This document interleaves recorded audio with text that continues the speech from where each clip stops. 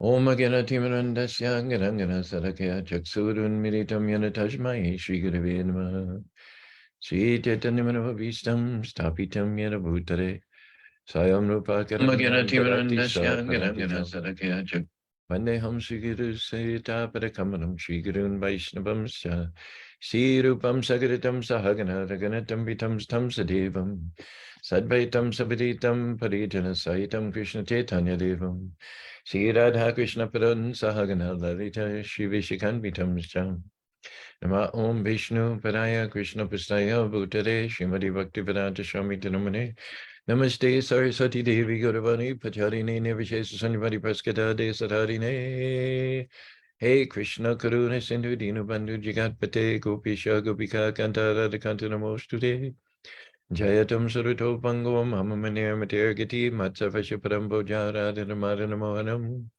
Sriman Rasarasaram Vivam Sivana Karsan Venesh and Upaga Gopinata Sri Saram Divyad Brindaranya Kapadrumada Srimad Ratnagara Shima Sanishto Sri Sri Radha Shri Govinda Prasadavi Smanamanu Namo Brahmanya Devaya Go Brahmani Taya Chajigati Taya Krishnaya Govindaya Namo Namaha Mangalam Bhagavan Vishnu Mangalam Guru Rajaja Mangalam Parilikaksho Mangalayatano Om Narayanaya Vidmahi Vasudevaya Dhimahi Tano Vishnu Prachodayam Krishna Swadhamapagate Dhammaginahi Karonashta Dishamasho Padana Kodino Didaham Twamapiyadabhishuta Vishutam Vibhu Samyapyarayana Vidambaruksharam Pragyahi Duvarmarinam Sanklesha Nirvanam Santi Nanyataham Nama Om Vishnu Padaya Krishna Pastaya Bhutare Srimati Bhakti Vedanta Swami Tirumane Namaste Saraswati Devi Guravani Pacharine Vishesunivari Praskada Desatarine Sri Krishna Chaitanya Prabhu Nityananda Shri Advaita Gadadhar Shiva Sri Gaur Bhaktivinoda Hare Krishna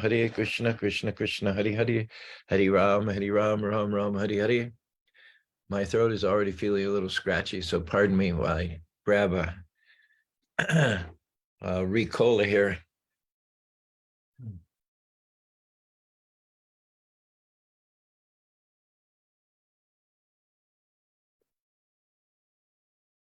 Okay.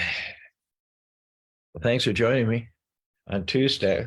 Couldn't do this yesterday because I was 35,000 feet coming back from Calgary, Canada. It was an amazing weekend. They had a festival of colors there in a place called Prairie Winds Park. It was a free event. There was no admission fee, which was probably a good idea because the Indian people are a little economical, shall we say. About 2,500 people showed up. Amazing, the diversity in Canada. We stayed with Gopal Sani in his home out in Chestermere. And at one point on our way to the temple, we stopped by for an award ceremony for their daughter Angel's school. It's called UCMAC, Universal Concept of Math. Anyway, they have branches all over Canada, and they were giving out awards. So there were parents from Calgary, from Edmonton, and the whole auditorium was packed with maybe 500 people. And I saw maybe 2 Western families, a lot of people from Africa, a lot of Muslims, a lot of Hindus, incredible diversity. Canada is much more diverse than America.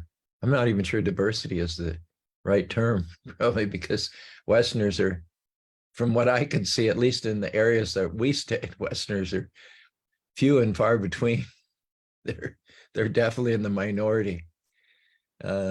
Calgary, I mean, I can't speak for all of Calgary. I mean, for all of Canada, because Calgary is the only place I went. And I stayed with an Indian family in an area that presumably is loaded with a higher percentage of Indians. And then we had a festival in a park, and obviously that park was chosen for its accessibility to the Indian community. But even when we were driving around, most of the people I saw walking in the street were, well, they're either Muslim or Hindu. There are a number of people from Africa. It's quite obvious that Canada has a really, really open immigration policy. Some people support it. Some people are against it.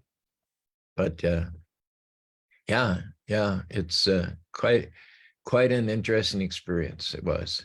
The festival, very, very successful. It's interesting. Somebody asked me, how do I compare the Calgary Festival to the one we had in Salt Lake City on June the 3rd? Well, the crowd was about twice as big. Salt Lake City, we had 1,200. Calgary is about 2,500. But the interesting thing is that with a mostly Indian crowd, as we had in Calgary, they know the dances, or at least they know the basic moves. So if you look at my Facebook page, Caru, Utah, or the Sri Sri Radhakrishna Temple Spanish folk page, or the Festival Colors page, any of the page where I shared the video clips from the event, you'll see a very large crowd dancing very much in sync, very much in sync. People know what they're doing. They're not picking it up. They're not learning it. They're not a beat. Whatever the people on stage are doing, the people in the audience are not processing that and reacting to it. They already anticipate what the moves are going to be. And yeah, take a moment to go to Caru, Utah, or any of those Facebook pages I mentioned.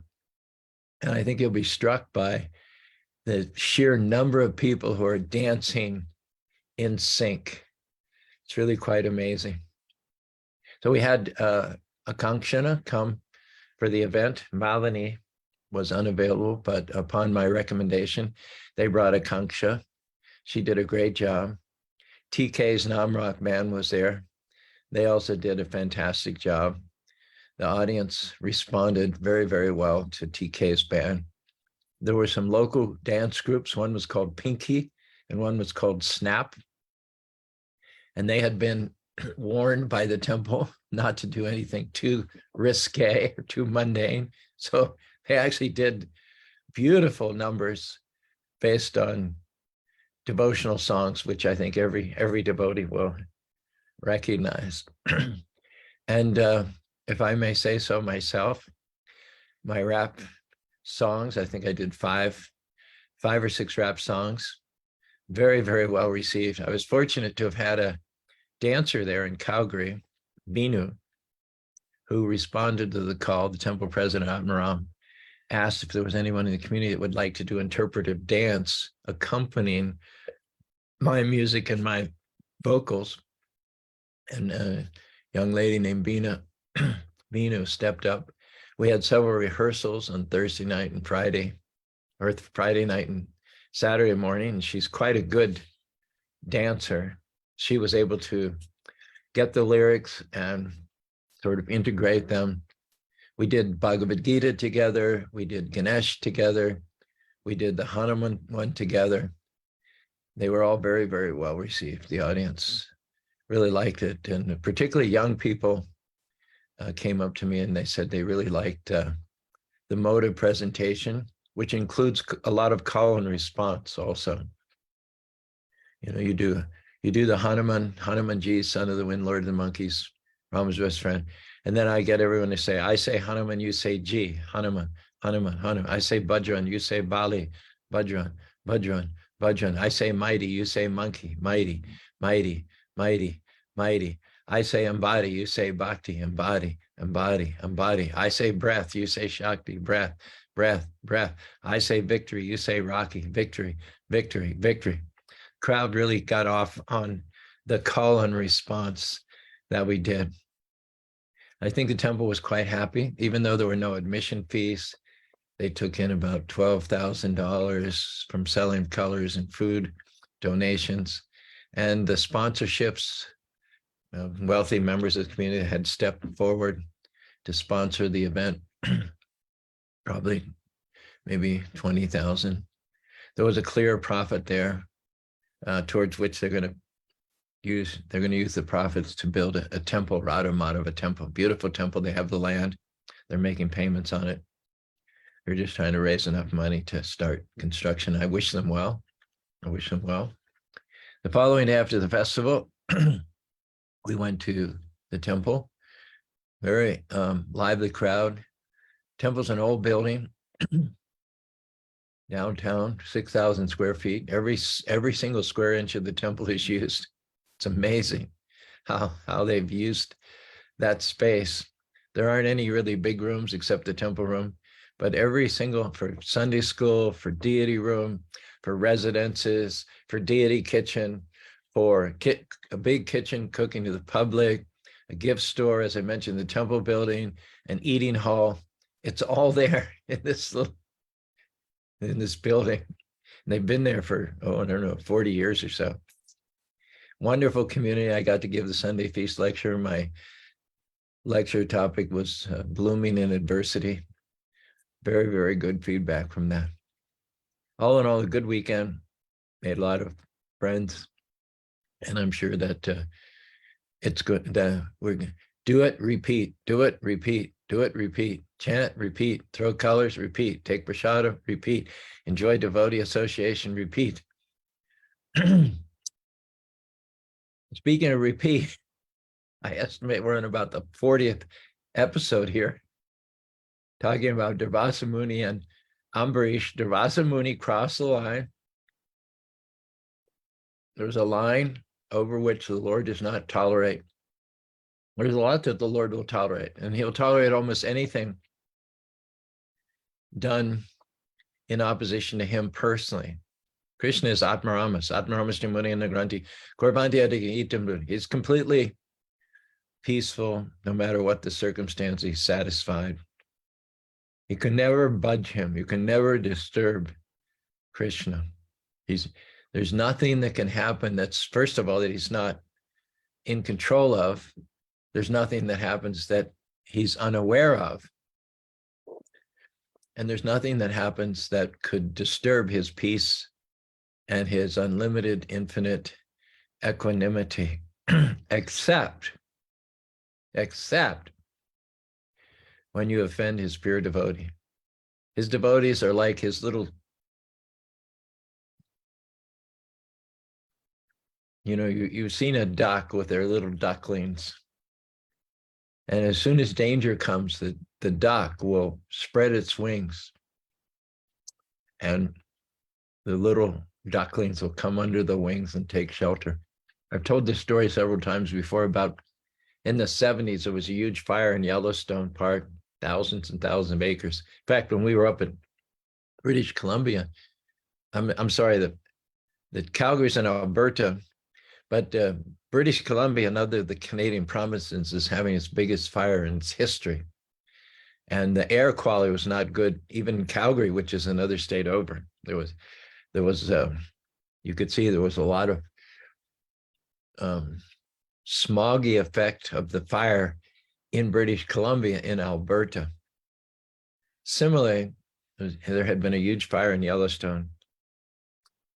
And a lot of ground creatures get immolated.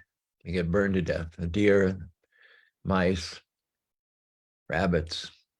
They can't outrun the fire. Fire can go 40 miles an hour, jumps from tree to tree. But when the forest rangers were sifting through the ashes, a couple of them came upon a bird who had been overtaken by the fire while on the ground. And the fire had overtaken this bird, and the bird had almost been petrified. It was like a statue on the ground there, caught in mid-stride with its wings outstretched to either side. The rangers thought to themselves, how is it that this bird got caught in the fire? The bird, all it has to do is flap its wings, and birds hardly ever get burned because they can just fly away at a faster speed than the fire, or they can go above the flames. Here's a bird that was on the ground, very atypically, had been overcome by the flames. And as they watched, as they looked and speculated, from out underneath the wings came these adorable little baby birds. So that mother bird had given her life on the ground to insulate her babies from the heat of the fire by spreading her wings and inviting them to come underneath. Normally, she would have been able to save herself, no problem. But she threw herself into the business of protecting at all costs those baby birds who depended upon her. That instinct on the part of that bird originates from Krishna.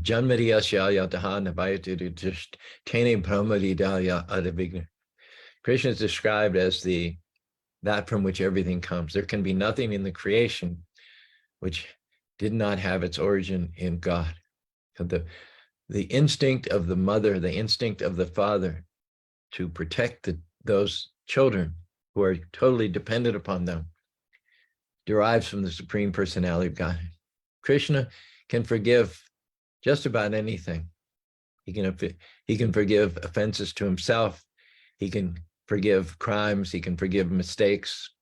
Our whole inspiration for performing devotional service is that we don't deserve the mercy of Krishna, but that's what mercy is all about. Mercy is getting something that you don't deserve. So Krishna's mercy is bigger than any mistake we've made, any shortcoming we have. The only way you can avoid Krishna's mercy is to offend those who are 100% surrendered unto him. Those are his pure devotees. Krishna says to Arjuna, Kaunteya pratijanihi name bhakta pranasati.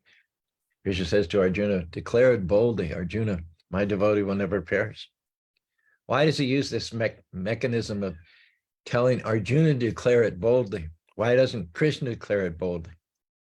Because Arjuna has practical experience. Arjuna's fought hundreds of battles with Krishna at his side. Sometimes Krishna is a combatant.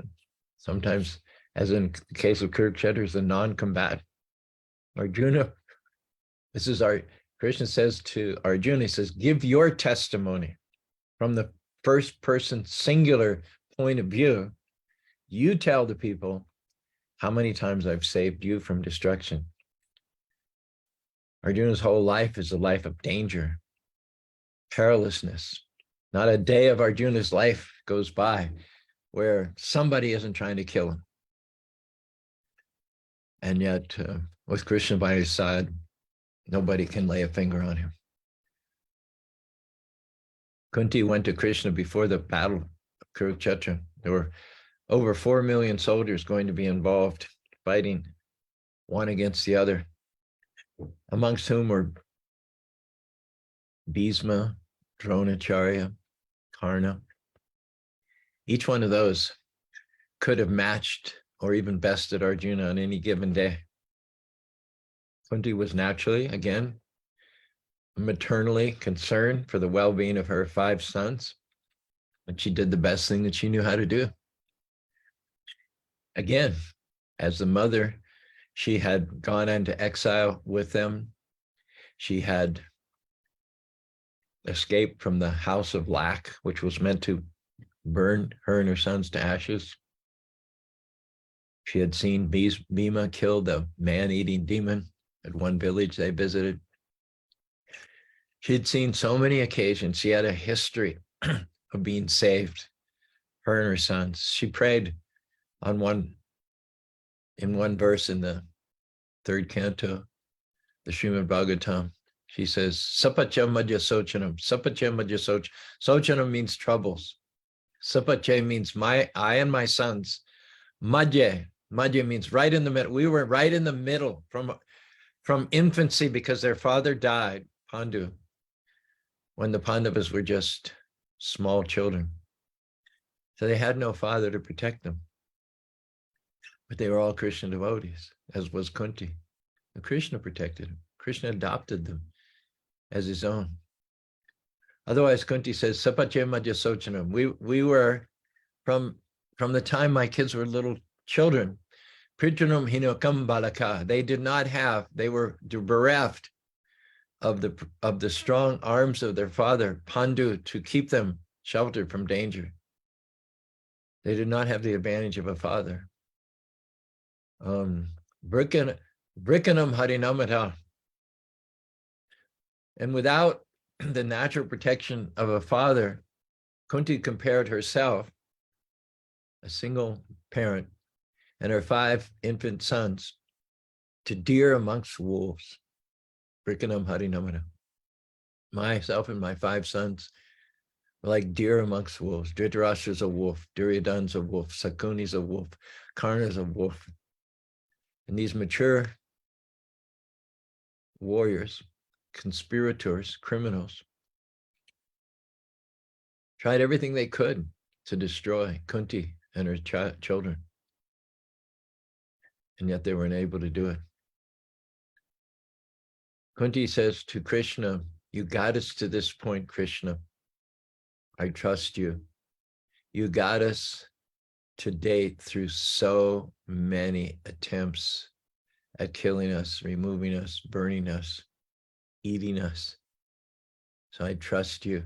You have not brought us this far to leave us. You will continue to help us. And as Duryodhana continued to harass the Pandavas, the only thing he was doing was tightening the noose around his own neck. During the persecutions of Kamsa, of two other great Krishna devotees, Vasudeva and Devaki, Kamsa persecuted not only Krishna's parents, but all the inhabitants of Vrindavan. He determined that any child born during a certain time period could possibly be the one who was prophesied to kill him. So Kamsa killed all children that were born in his kingdom during a certain time period. Killed all the children, or at least all the male children. But it wasn't until he tried to kill Subhadra, the devotee, Krishna's devotee, Subhadra, Krishna's younger sister, Subhadra, the great devotee, Yogamaya, that he was actually finished. He was actually finished. Sukadeva Goswami pointed this out to Maharaj Parikshit. Sukadeva Goswami said, Kamsa killed other soldiers. He killed other kings. He killed innocent people. He killed the firstborn sons to protect his life. But it wasn't until he took the female child of Yashoda and tried to bash her against, he took her by the feet and he swung her with great force, centrifugal force, to bash her head against a nearby pillar, as he had done with 6 other prior offspring of Devaki. But Subhadra slipped out of his hands and went up in the sky, and she derisively laughed. Ha ha ha, Kamsa. The Krishna who will kill you has already been born and taken somewhere else. But when Kamsa tried to kill Subhadra, that was when he ran out of luck. Sukadeva Goswami quotes this verse to Maharaj Parikshit. We've mentioned it before because it's so crucial. Ayushriyo Yashodharma. Ayusha means long life, beauty. Yasho means reputation. Dharma means pious credits, giving in charity, humanitarian work, digging wells, planting trees, taking care of the cows. So many different areas in which one can build up credit for one's next life. And Loko Ashisha, these are the benefits that one can get by being a person who does good works for others. You can increase your own lifespan in this life, and next life you can take birth in such a way that you live for hundreds and thousands of years in the planets of the demigods. Shriyam, you can increase in bodily beauty as a result of your pious activities. Yasho, naturally become well known for someone who's munificent, charitable. Dharma, righteous, you go to the temple, you give 10% or whatever it is that you give to the temple. And all of this translates into lokam, elevation in the next life, to take your next birth amongst the demigods, where you have a much higher standard of life. You live for a longer period of time. And you're pushed up there and held aloof, as it were, by the sum total of your pious activities. Because the sum total of those pious activities are material, eventually they run out, like sands run out of the hourglass, and then one has to come, Senye Punya Marja Loka Vishandi, and one has to come back to this world of birth and death and start all over again. Hanta Shreyashmi Sarvani. But yet all of those pious credits, long life, elevation of heavenly planets, bodily beauty, good reputation, wealth, all of those are negated Om Sham Mahad Vyatakram. As soon as you begin to offend a pure devotee of Lord Krishna. That was the case with Kamsa. It was the case with Hiranyakashipu. It's the case with Ravana. They couldn't have got to where they got without having amassed huge amounts of pious credits through austerity, through charity. By most of the standards that we judge people, these were what we would call good people, but good enough is not good enough.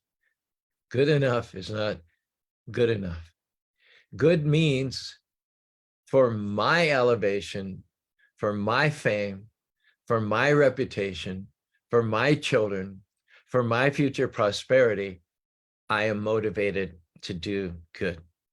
That is all self-centered. That is all. And whenever we act from a place of self-interest, it's inevitable that we will promote a certain segment and we will exploit others. When we're partial, when we're thinking in a sectarian, family-oriented way, when our starting point is this body, basically, no matter how good we are, no matter how charitable we are, no matter how philanthropic we are, because the motivation is selfish, nothing we do is good. I know that's a pretty radical thing to say, but nothing we do is good in any sort of absolute sense. It may be good in a relative sense. It may be good for you. It may be good for your children. It may be good for your family. It may be good for your species. But that relative good means it's bad for others. As you're promoting, taking extra resources to promote those with whom you have a bodily connection, you're depriving other living beings, maybe even in other species, of their basic necessities of life. It is explained in the Ishopanishad that God created everything in such a way that there's a quota for shelter, for housing, for nutrition. He has provided enough for every living being. But through self-interest and the extended self-interest in terms of children and family and country, some have taken more than their quota, and thus they've deprived others of their rightful quota. So you cannot be other than God conscious and be sinless. Without God-centeredness, even the good things that you do are going to bring negative reactions. Kamsa, Ravana, Hiranyakashipu, all of the good that they'd amassed was nullified when they offended pure devotees of the Lord. Ravana offended Vibhishan, he kidnapped Sita. Of course, Kamsa offended Subhadra, Vasudeva, and Devaki. Hiranyakashipu offended great devotee Prahlad. Hiranyakashipu is a great example. He's done so many crimes, and yet he continued to wax in prosperity and power and influence. Kroda shalya sakambade triyaloka tashamevidam sasham kim vishacham. Hiranyakashipu's power and influence due to his pious credits was such that if he even looked askance at one of the demigods like Indra, Kuvera, Vayu, Agni, they would begin to tremble in trepidation and fear. All he had to do was lift his eyebrow and they would be reduced to jelly. That's how powerful Hiranyakashipu was. And yet all of those blessings, you might say, which were accrued from a selfish, self-interested point of view, they were all trumped, they were all eclipsed as soon as one committed an offense at the lotus feet of a Vaishnava. So by all means, or at all costs, do not offend those who have taken shelter of Lord Krishna. They're chanting Hare Krishna, Krishna Krishna, Hare Hare, Hare Rama, Rama Rama, Hare Hare. Do not offend them.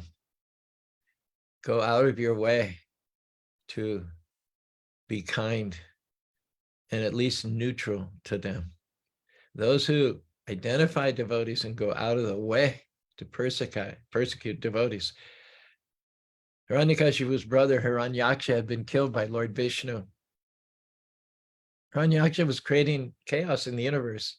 The earth planet itself had fallen to the bottom of the universe, and it was in mud. It was in muck. It had been dislodged from its orbit. It's no longer floating there. It was sinking in the muck at the bottom of the Garbhodak Ocean. The Lord took the form of a boar. This boars are very expert with their tusks of getting stuff out of mucky places. And he saved the earth and he brought it back and he was putting it back into its orbit. And Hiranyaksha attacked him while he was saving the earth. So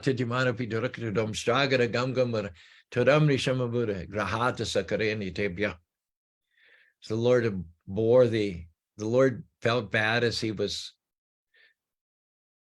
bringing the earth up and replacing its orbit, but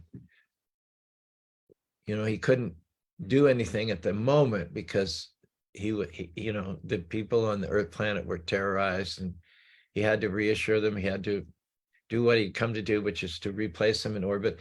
Then he could turn to the demon. So while he's rising with the earth on his tusks, he's not in a position to fight or contend or even to speak to the demon. So the demon just hurling in insults and bad words and everything. And it says the Lord was pained. The Lord is a person, and like all persons, when you insult them, they feel pain in their hearts. It says the Lord felt pain at the abusive words of the demon, but he couldn't do anything about it because he was concerned for the safety and well-being of the inhabitants of earth. However, once he replaced the earth in its orbit, then he turned to the demon.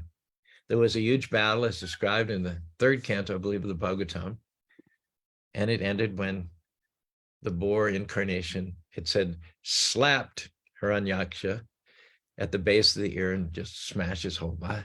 Hiranyaksha was Hiranyakashipu's brother. Hiranyakashipu grew up in an atmosphere where everyone hated Vishnu. They blamed Vishnu on all their problems. Anything went wrong, it's because Vishnu killed your brother. He was reminded of this at every step of the way. His teachers, his parents, his coaches, his playmates, everybody had it in for Vishnu.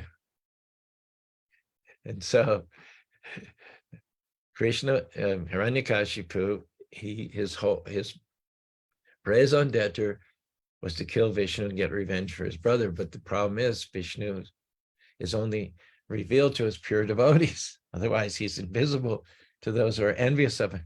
So Hiranyakashipu then was misadvised by his counselors. Well, just wherever there's devotees and cows, vipragavas chavedascha. Vipragavas chavedascha. These are the things he was told by his counselors that are dear to Lord Vishnu. Vipra, the Brahmins, Gavas, the cows, and the Vedas, as well as qualities like faith, austerity, penances, and sacrifice. This is the head of Vishnu. This is how Vishnu shows himself in the world, through the Brahmins, through the cows, through the scriptures, and through good qualities like faith and tolerance, simplicity, and austerity. So if you attack the cows, the Brahmins, the Vedas, then you eliminate them, you will be eliminating Vishnu. So that was the campaign then. Hiranyakashipu then started going after the cows, the Brahmins, and the Vedas, rooting them out, searching them. He told his men, wherever you find Brahmins, wherever you find, kill them. Wherever you find Vedas, burn them. Burn the books, burn the Vedas. Wipe their presence off the face of the earth. And he did that. That campaign went on for quite a while.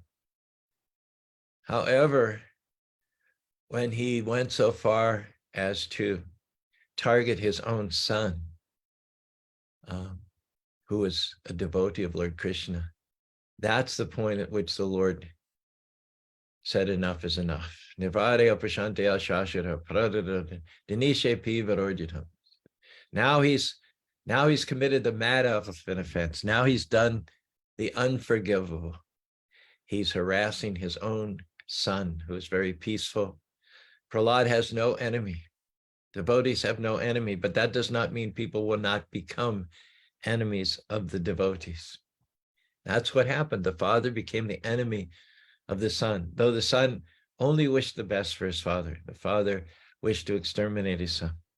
When that happened, it was declared by Lord Krishna, I will kill Hiranyakashipu in spite of his various benedictions.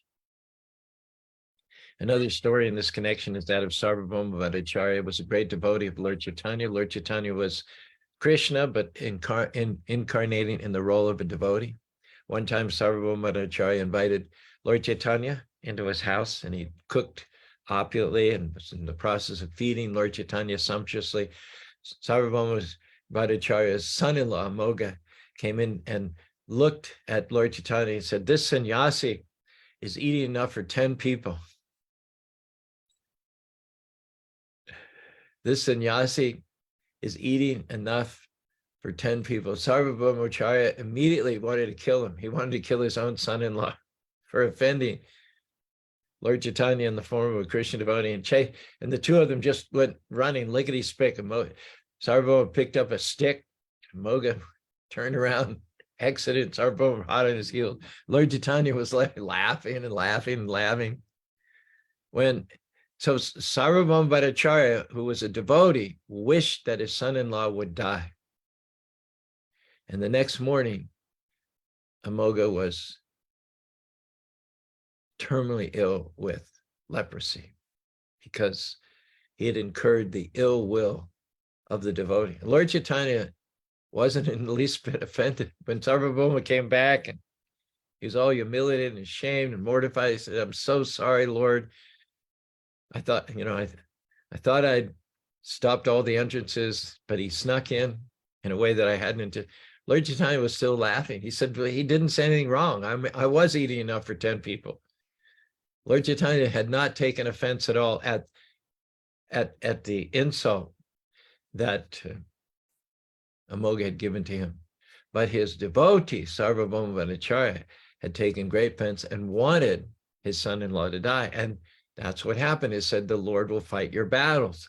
So as soon as Sarvabhauma wanted Amogalila to die, he got leprosy and he was in his bed. But as soon as Lord Chaitanya heard that Sarvabhauma Bhattacharya's son-in-law was dying in bed, Lord Chaitanya immediately went there, touched him, and cured him. And people say, what are you doing? He offended you. Did you not take offense? And Lord Chaitanya said, no, I didn't take offense. I didn't take offense.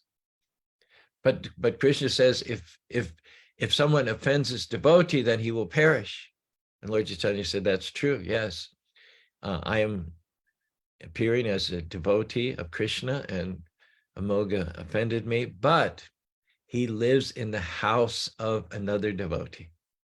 And anyone who lives in the house of my devotee, not only is my devotee dear to me, but anybody who lives in the house of my devotee, Sarvabhauma Grihe, anyone who lives in the house of Sarvabhauma, Dasi Yegakura. What to speak of the family members? What to speak of Sarvabhauma's own son-in-law who's married to his daughter?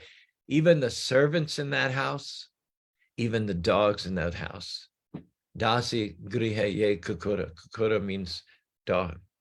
Lord Chaitanya Maharaj was saying that for Krishna, in his role as Krishna, anybody who's connected in any way whatsoever is to be protected by the Lord, to be protected by the Lord. So we have devotees with such care and attention and love for other devotees. This is a hallmark of the devotional culture.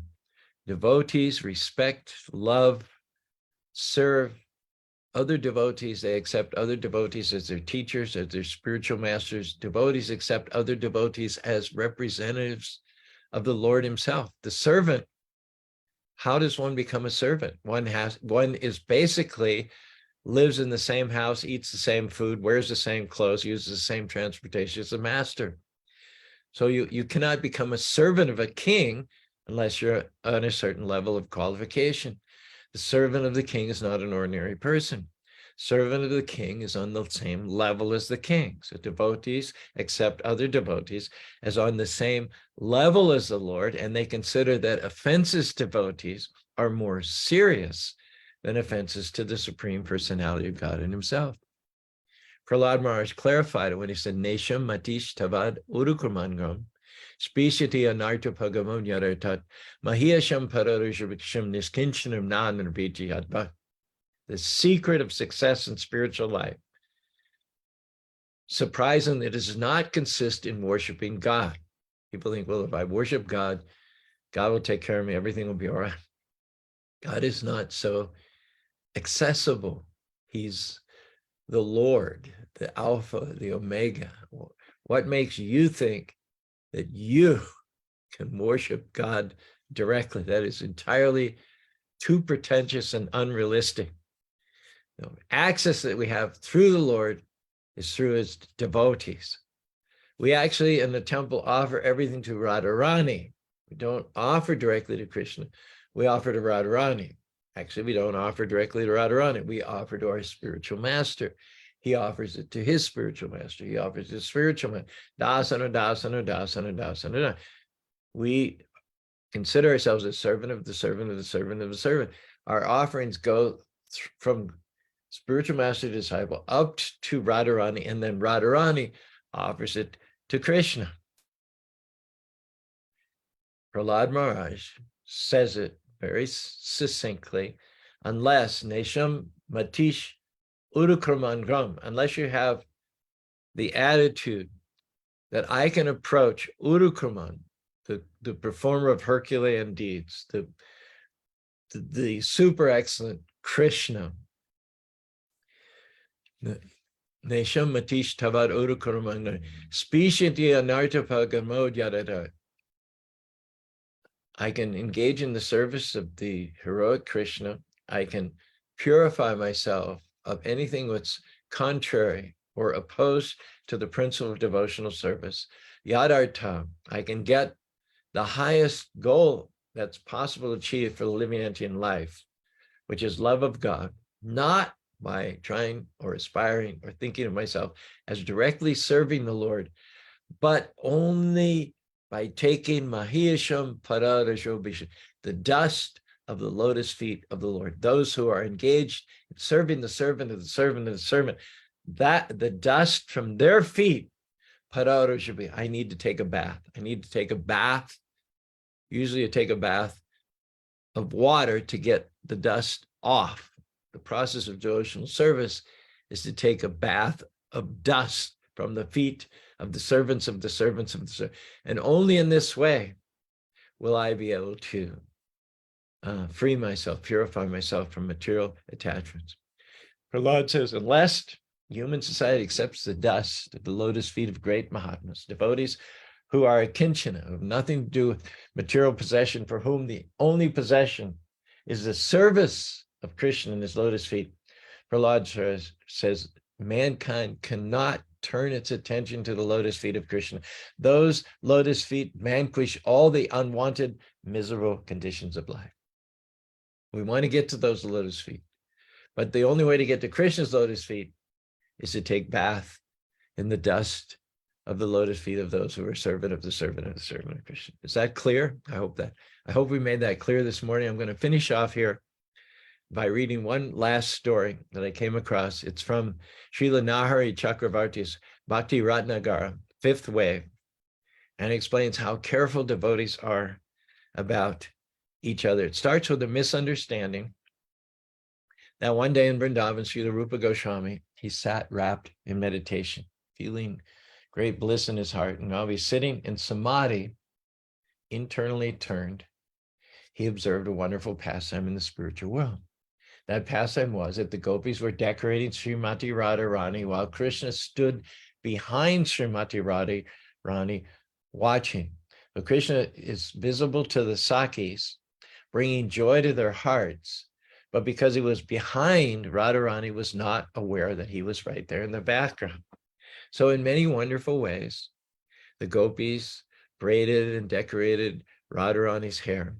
And then they placed a mirror before her, and as she gazed at the beauty of her own face, She also saw behind her the reflection of Krishna's moon-like face in the mirror. At that point, she became very shy, and she quickly covered herself with her cloth. And this was occasioned great laughter amongst the gopis. And Rupa Goswami, who was himself one of the gopis, in his inwardly turned trance, he also laughed. He joined in their laughter. Now, coincidentally, at that very moment, a handicapped Vaishnava who suffered from a crippling disability arrived, having come a long distance, was very eager to see Rupa Goswami.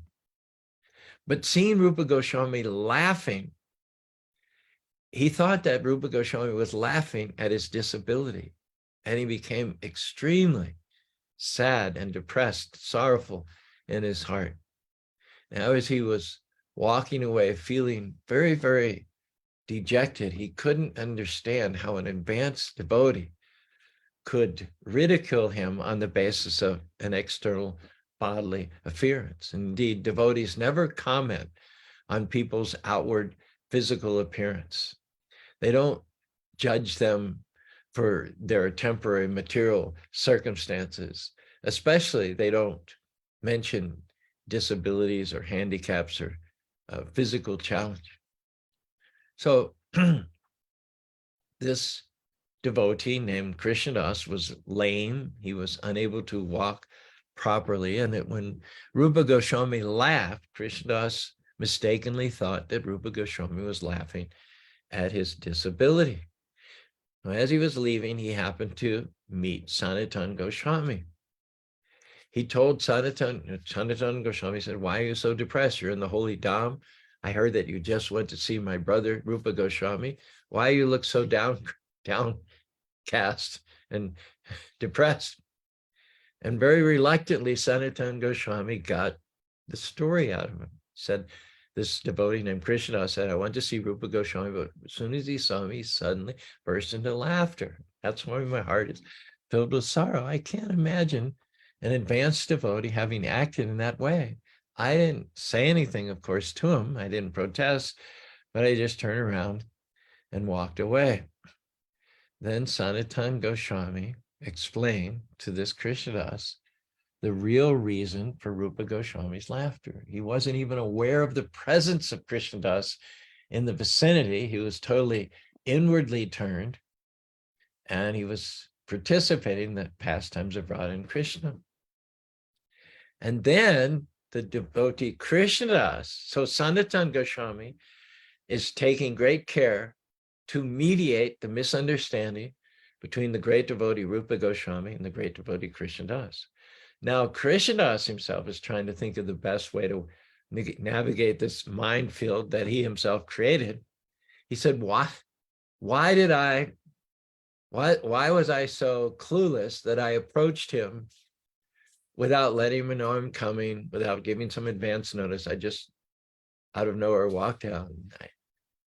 And why did I presume that he would just be there to do nothing other than to receive me? So this all comes about because of my arrogance, he thought. He said, I have been a great offender at Rupa Goswami.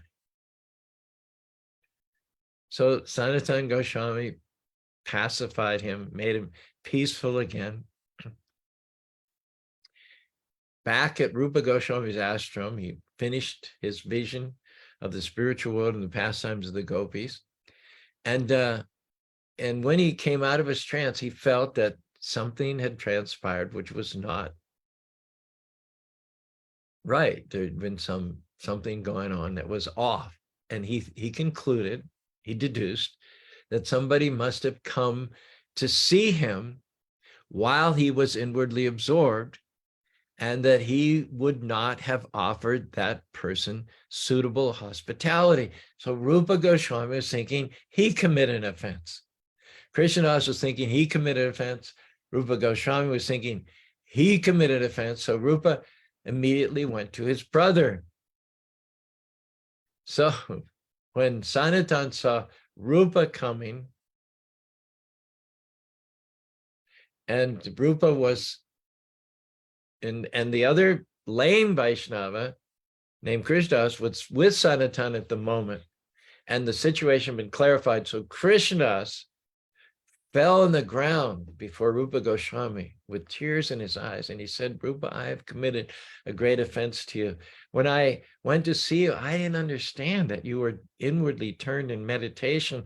I heard you laugh, and I thought that you laughed at me. And I committed a great offense because I thought that I wondered how an advanced devotee could laugh at someone's physical disability. So please, I'm taking the dust from your feet on my head. Only if you forgive me and show mercy to me will I ever be peaceful.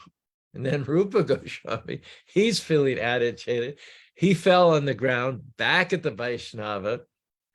And he said, but my offense was so much greater. You came to me, and not only did I not give you hospitality, but I was off somewhere and laughing. Anyway, you can see from this story how careful Vaishnavas are in their dealings with each other. They want to avoid not only committing offenses, but even the appearance, the perception of having committed offenses. They go out of their way to explain and re-explain and explain again, and to accept the fault on their own shoulders, to remove any possibility of a misunderstanding or offense. This is who devotees are. They're extremely humble, and they're so filled with bhakti ras that they always offer forgiveness. They always offer kindness and compassion, even in the face of aggression and insults. So between the three of them, Rupa Goswami, Sanatan Goswami, and Krishnadas, they all sat down and they chanted Hare Krishna. They deepened their love and respect for each other. At the end of this story, Srila Narahari Chakravarti, he sings this song. Ohe Bhai Vaishnavate Shabana Kave Pranapara Kare Aparada Shabana. Brothers, those who aspire to be Vaishnavas, please be very careful in dealing with the Vaishnavas. Beg their forgiveness for any offense, real or imagined, with your heart and soul. We live in communities all over the world. The International Society for Krishna Consciousness has 800 communities. And Prabhupada instructed us in the beginning, first thing in the day, when we see another Vaishnava, we bow down. We bow down, offer them respects. Living in community is very difficult. And sometimes someone may think that we've offended them when we actually had no intention of offending them. There are times when we consciously make offenses, but there are more times when living in community, we unconsciously offend somebody, or someone misunderstands an action or word and they feel offended. So we can't leave these things out there to grow and fester and take on a life of their own. That's why Prabhupada said every morning, every Vaishnava, bow down to all the other, if I've committed offenses, or if you think I've committed offenses, please forgive me. Nip it in the bud. Do not let such a perception, such a misunderstanding fester and become infected. So one's mind should be predicated in such a way as never to see the faults of Vaishnavas. If you do see their faults, or if you have committed an offense, consciously or unconsciously, make sure that you nullify that ASAP and always sing the glories. It is said that one should not criticize somebody excessively, nor should one praise someone excessively. But if you're going to err in one or another of those directions, err in the form of praising rather than in criticizing.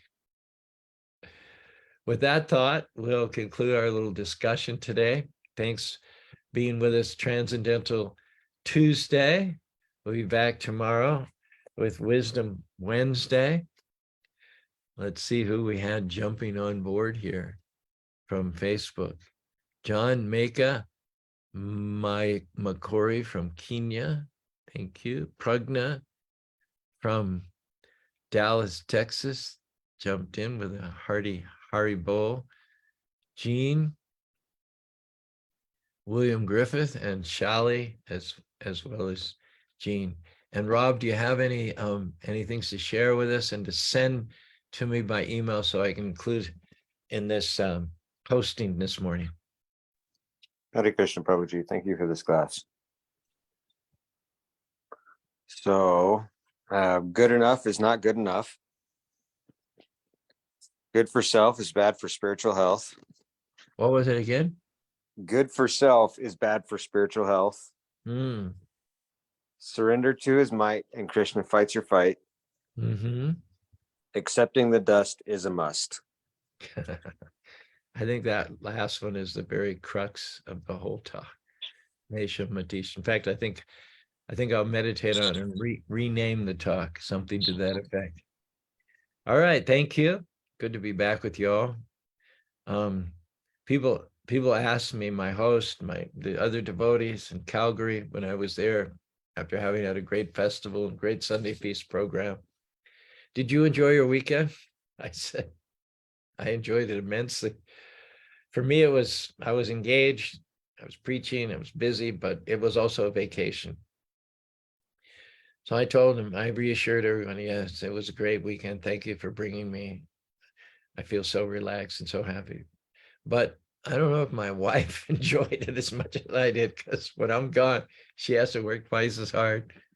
In fact, when I got back, when I was getting on the plane or waiting for the plane in Calgary, I got a text from her. She said, get back as soon as you can, because I'm really sick. In fact, she was sick yesterday. We had a group of 30 LDS boys and mentors, and I think first counselors and bishops who had come to do service, planting the garden, working the lamas. And then I was supposed to have arrived back in time. They were from 10 to 2. My plane landed at like 10:30. So I was supposed to have arrived back in time to give them a tour, which I did. I got back by 1 o'clock. And from 1 to 2, we had a great tour. But by that time, Bhai Bobby had texted me, I've done all I can. I have to just crash. And so she was lying in bed. She kind of passed the baton to me. But yes, I had a great weekend, but Bhai Bobby had her own challenges being here on her own. Anyway, I've got to go. Apparently someone wants me. Thanks very much for joining us today. We'll be back tomorrow, Wisdom Wednesday. Hare Krishna, Krishna Krishna, Hare Hare. Hare Ram, Ram Ram.